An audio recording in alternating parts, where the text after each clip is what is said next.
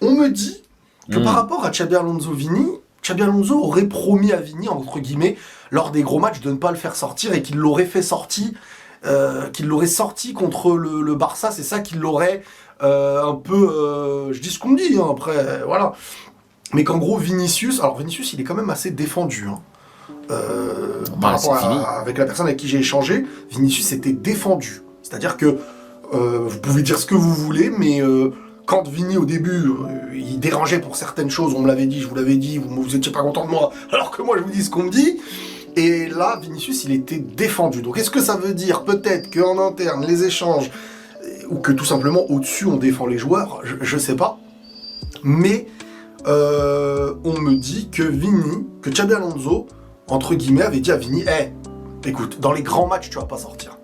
Voilà. Et là, grand match de Vini, classico, surprise, il l'a fait sortir, et là, Vini, il se dit, mais attends, en fait, il se moque de moi. Normal. Je dis ce qu'on me dit, Normal. je dis pas que je suis d'accord avec ça. Moi, je comprends que ça a pu énerver Vini. Ouais. On me dit que l'énervement de Vini, c'est quelque chose où on en fait tout un plat. Alors que, entre guillemets, il était... je dis pourquoi entre guillemets, ça me saoule. Alors qu'en soi, c'est bon signe d'avoir un joueur pas content de sortir. Ouais. Que ça veut dire qu'il veut jouer, que ça veut dire tout ça. Mais que Xabi Alonso est ambigu. Très ambigu. On remet même en question un petit peu son entourage, l'équipe qu'il a ramené avec lui. Que dans l'eau, il y en avait un qui avait... Alors ça, je sais pas, mais vous me direz... Qui était avec les Barcelone B ou Barcelone C, ou je me rappelle plus. Oh, un infiltré. Que on peut pas faire ce qu'on a fait un non, c'est pas ce qu'on a dit, mais en gros on a mis en avant Pintus qui avait fait 9 finales de Ligue des Champions, etc. Et que limite voilà quoi, où il est maintenant. Que il y a beaucoup d'incompréhension dans les choix du coach qui sont faits. Qu'il y a beaucoup d'incompréhension par rapport à... Alors, il y a des choses où je donne raison, hein, mais pour moi, Et moi, j'ai évoqué Luis Enrique. J'ai dit, mais Luis Enrique, rappelez-vous, par le passé, c'est un coach qui a quand même mis Dembélé sur le banc. Ouais. Enfin, j'avais dit précisément, parce qu'après, je vais vous dire ce qu'on m'a répondu. J'avais dit, Luis Enrique... Par le passé aussi, il y avait des conflits. Au début, c'était pas toujours bien. Il y a eu des problèmes avec Dembélé, etc. Mais il n'a pas été jeté comme ça du jour au lendemain. Ouais. Et on m'a dit, Luis Enrique, au moins, il a été au bout. C'est-à-dire que avec Dembélé, il y avait eu un souci. Il a été au bout de son truc. Il n'était pas ambigu. C'est-à-dire que quand il n'était pas bien avec Dembélé, il l'a mis sur le banc. Là où Xabi Alonso, on ne sait pas. Il n'est pas bien avec le joueur. Il le fait jouer, mais sans être dans le truc. Ouais. Il le fait sortir alors qu'il lui dit qu'il allait le garder. Donc en soi, moi ce qu'on me fait comprendre aussi, c'est que Xabi Alonso, dans la liberté qu'il a, parce que moi depuis le début, si on me dit que Xabi Alonso, là-dessus aussi je rejoins un peu on me dit que Xabi Alonso n'a pas le choix. Ouais. Mais si Xabi Alonso n'a pas le choix, alors depuis le début de saison, il te met pas Vini sur le banc. Il te fait pas sortir Vini comme ça. Pour moi, Xabi Alonso a le choix, mais je pense que il y a une cassure entre Xabi Alonso et au-dessus. Et même je en pense dessous. qu'au-dessus, ça c'est que mon avis, je pense qu'au-dessus, on défend ceux qui étaient là avant Xabi Alonso. On défend ceux qui ont gagné, etc. Ouais. Là où pour eux, je pense, peut-être que Xabi Alonso, ils n'arrivent pas soit à comprendre, soit ils suivent pas un peu ce qui se dit dans la commune. Je sais pas, là-dessus je sais pas. Mais en tout cas... On m'a tapé dessus. Enfin, on m'a tapé sur Xabi Alonso. Wow. Quand on tapait sur Xabi Alonso, au point où je disais, mais le coach, il faut laisser le temps quand même. Il n'y a pas de Avant que taille. ce soit totalement brisé. Mais qu'en soi, il n'y a rien de catastrophique. Et puis j'ai évoqué, voilà, le sujet de s'il s'en va, on ramène qui? Il n'y a pas de coach. Ouais. Et on m'a dit que s'il était amené à partir, mais là-dessus pour l'instant on m'a rien confirmé, que habituellement à Madrid ce serait quelqu'un de la maison qui ferait l'intérim ou je sais pas quoi. Et j'ai dit mais donc ça va faire mieux que... Enfin bref, moi j'ai été honnête, j'ai dit tout ce que je pensais, j'ai carrément même dit à certains joueurs que ce que je pensais aussi sur l'idée que certains choisissent leur match et tout. Je vous ai dit moi je suis en roue libre. Peut-être demain, tout le monde va me bloquer, tout le monde va me dire, allez, rentre chez toi. J'en sais rien. Non, mais ils sont super. Mais par contre, ouais, j'arrive pas à être d'accord, moi, sur peut-être qu'il y a des choses que je ne vois pas, et c'est ce que j'ai dit. J'ai dit peut-être que moi, je vois pas les entraînements, peut-être que je vois pas ce qui se passe, mais à ce point, mettre la pression constante sur le coach, alors qu'il y a rien de dramatique encore, et que si les joueurs suivaient... Voilà, donc bref, j'ai donné un petit peu mon retour, je vous dis un petit peu ce qu'il y a au-dessus, j'ai peut-être oublié de vous partager certaines choses, mais en tout cas, la personne avec qui je parle, qui est proche de Florentino Pérez, a été quand même dur avec Xabi Alonso, mais la personne, par contre, estime que c'est son opinion, et peut-être que cette personne a tort. Peut-être la personne me dit peut-être que, bon, au final... peut-être que... Voilà, c'est un partage, un échange, mais j'ai voulu un peu vous partager certains retours qui existent. Et je pense, comme je vous dis, que si le boss au-dessus aurait été vraiment fan avec argument de Xabi Alonso, ça ne ressortirait pas comme ça. Mais je pense qu'il y a une division. Ouais. Et on me l'a évoqué, on m'a dit, on comprend pas comment à ce point Vini, par exemple, peut être sifflé, que Vini peut être... c'est ça. Autant qu'il y ait une division, c'est soit Xabi, soit Vini, truc. Bref, il y a une division aussi constatée en haut. Et je pense qu'elle existe aussi en haut, cette division.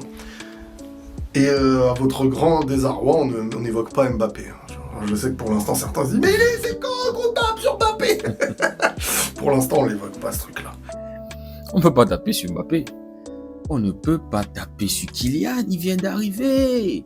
C'est lui... le visage maintenant du Real Madrid, on ne peut pas taper. C'est-à-dire, tu tapes sur Mbappé là, tu envoies un très... Déjà que le message qui est en train de sortir maintenant, c'est un échec de la part du Real Madrid en ce qui concerne le successeur de Carlo Ancelotti. Oui, les gars, c'est en train de tourner à un échec. Et là, on va commencer par blâmer ceux qui sont tombés sur le profil et qui ont décidé, qui ont choisi Xabi Alonso. Dans tout ce qui se passe au Real Madrid, premièrement, il faut accuser les dirigeants, ceux qui sont en haut. Et eux-mêmes, maintenant, ils ne comprennent plus le coach. Quelque part dans la vidéo, il avait évoqué Riles, qui avait évoqué Luis Enrique et le fait que, voilà, ça n'avait pas bien débuté avec le Paris Saint-Germain. Il y avait eu des problèmes avec Dembélé à un moment et machin. Les gars, je crois que c'est différent. Dembélé n'avait pas ce statut. En fait, le statut que Dembélé a présentement au Paris Saint-Germain, il ne l'avait pas avant. Le Dembélé qui était là avec Mbappé, je crois qu'ils ont fait une saison ensemble avant que Mbappé ne rejoigne le Real Madrid. C'était pas ce Vini, c'était pas le Dembélé de maintenant. Le Dembélé qui les a fait remporter Champions League, deuxième partie de saison, on se rappelle, début d'année, exceptionnel, il claquait des triplés, des doublés, des machins. Ce n'était pas ce Dembélé-là. Donc, le coach pouvait le mettre sur le banc, le coach pouvait lui dire, voilà ce que je veux, si tu n'adhères pas, tu vas sur le banc. S'il l'avait fait avec Kylian, pourquoi à plus forte raison Dembélé, qui était clignotant, blessure, il est bon, aujourd'hui il n'est pas bon, il rate des trucs, le Dembélé maladroit, le Dembélé qu'on connaissait. Comparé à Xabi Alonso qui arrive dans un vestiaire où tu as Vini, qui a 2 Champions League, Valverde 2 Champions League, Jude Bellingham 1 Champions League. C'est-à-dire, tu as des gars, surtout les vaches sacrées, ceux qui sont dans tous ces polémiques-là avec le coach, Vini, Bellingham et Valverde. Les vaches sacrées. Donc, quand tu es Xabi Alonso, tu n'as, en tant que coach, tu n'as rien prouvé, tu n'as rien encore apporté. Tu arrives dans un vestiaire comme ça, là, ce que tu veux, c'est d'avoir ces gars-là de ton côté. C'est ça, n'est-ce pas? Tu veux avoir ces gars-là de ton côté. Mais quand tu arrives en tant que coach, tu commences à dire méritocratie. Je ne donne pas d'importance au nom, que tu t'appelles qui. Si tu mérites, tu es sur le terrain. Si tu mérites, et derrière, il fait des promesses à Vinicius, qui était, avant que Kylian arrive, était vu comme le prochain, Cristiano Ronaldo, Benzema et comme ça, celui qui allait être la tête du projet. Avec 2 Champions League déjà, il lui fait des promesses, il lui dit, dans les grands matchs, tu ne sortiras pas. Et on se rappelle, quand il était arrivé, méritocratie. Mais lui-même n'a même pas pu respecter sa méritocratie, les gars. Il n'a pas pu le respecter. Et déjà, pour moi, c'était pas top, cette histoire de méritocratie, de vouloir. Non. Comme moi, je le dis, hein, en tant que coach, quand tu arrives dans un vestiaire, même si tu es quel genre de coach, quand tu arrives dans un vestiaire où il y a des gars comme ça. Parce que qui dit Real Madrid, c'est Champions League, vous voyez. Quand tu remportes une Champions League au Real Madrid, c'est la fierté. C'est ça. Aujourd'hui, quand tu tamponnes un supporter madrilène, c'est 15 Champions League. Donc, quand tu as fini qui a 2 Champions League, tu as les Valverde, tu as les, je crois, Tchouaméni, tout ça, qui ont les 2 Champions League. Toi, un jeune coach, c'est vrai, tu avais fait tes preuves avec Leverkusen. Ça reste Leverkusen. Tu arrives au Real Madrid, où l'ego est supérieur. Pour moi, Xabi Alonso devait se rassurer d'être en bon terme avec les vaches sacrées. Oui, les gars, jusqu'à un moment où, je ne sais pas comment je vais dire ça, jusqu'à ce qu'il fasse ses preuves. Vous voyez un peu, qu'il fasse ses preuves. Parce que là, tout est en train d'aller en cacahuète parce que les vaches sacrées ne sont pas contents. Je lisais même un article sur Sport qui parlait du fait que Florentino Pérez, plusieurs fois, avait demandé à Xabi Alonso d'avoir une bonne relation avec les vaches sacrées du vestiaire. Mais Xabi Alonso, lui, il a ses principes, il a ses valeurs, il est dans ces trucs de méritocratie et même dans sa méritocratie, il ne le respecte pas. Pourquoi est-ce que Mastantuono a disparu? On va dire, ouais, il a Pibaji, mais quand Bellingham est revenu de blessure, directement Bellingham s'est installé là-bas. Et Bellingham avait même déjà des problèmes avec lui parce que Bellingham était dans une certaine rotation, machin, Mastantuono qui... Maintenant, Mastantuono a disparu parce que il faut satisfaire l'ego de Bellingham. Tu as aussi Gonzalo Garcia, par exemple, qui avait fait une top coupe du monde des clubs, mais qui a très peu de temps de jeu.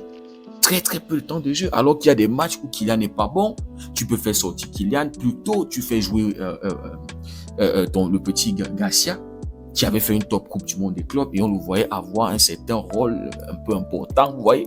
Donc lui-même, Xabi Alonso ne respecte pas sa méritocratie. On voit que Kylian Mbappé, c'est son chouchou. Et c'est normal que les vaches sacrées du vestiaire puissent à un moment se dire, mais Kylian, lui, en termes de Champions League, c'est-à-dire rien il a donné à ce club. Nous, on est là depuis, on a fait gagner le club, on a mis la 14e, la 15e étoile Champions League, on a. Et lui, il arrive et il nous sort le truc de méritocratie. Et en plus de ça, Kylian Mbappé, normalement que les vaches sacrées du vestiaire ne seront pas contents. Et du moment où tu n'as pas ces gars-là derrière toi, c'est compliqué. Avec les égos, le Real Madrid, les égos, Vinicius qui a son ego, Bellingham a son ego, Valverde qui avait hérité de Toni Kroos, le dorsal numéro 8, milieu de terrain. On se rappelle la conférence de presse, c'était avant quel match là? Mais Valverde qui avait dit que voilà, le truc de latéral là, c'est pas vraiment son truc, il n'est pas né pour ça, il n'est pas formé pour être. Donc le coach lui-même sait que là-bas, lui, il est milieu de terrain. Donc le gars Xabi Alonso a énormément péché dans sa relation, dans sa façon de gérer les joueurs là. Il a énormément péché. Donc le premier problème, c'est la direction du Real Madrid. Les choix, Xabi Alonso, Kylian Mbappé. Il fallait un coach de caractère pour gérer ces gars-ci là. Et ensuite le coach qui n'a pas su avoir ce vestiaire là derrière lui. C'est-à-dire les cadres. C'est ça une équipe. Il y a des cadres et il faut te rassurer que ceux-là te suivent. Quand les cadres ne te suivent pas, ça va être très compliqué pour toi de manager. Donc, Xabi Alonso a déjà péché dès le départ avec ce truc de méritocratie, machin, qui n'a même pas pu respecter et qui s'est pris à dos, vous voyez, les cadres de ce vestiaire-là. Là, ça va être très, très compliqué, les amis. Très compliqué. Et pour moi, par-dessus tout, même si tout ça venait à s'arranger, il y a un certain Kylian Mbappé qui est un chat noir, les gars. Voilà comment moi je vois le truc, les gars. Donc, le Real Madrid qui est en crise, je ne serais même pas surpris s'il perd ce week-end contre Alaves.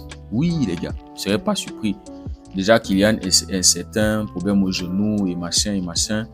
Moi, je ne serais pas surpris encore d'une autre défaite du Real Madrid ce week-end. On verra tout ça, les amis. Dites-moi ce que vous en pensez en commentaire. Si le contenu vous a plu, n'hésitez pas à liker, à partager. Pour ceux qui découvrent cette communauté, n'hésitez surtout pas à nous rejoindre. Merci beaucoup d'avoir suivi la vidéo. On se dit à très bientôt. Prenez tout soin de vous et que Dieu vous garde.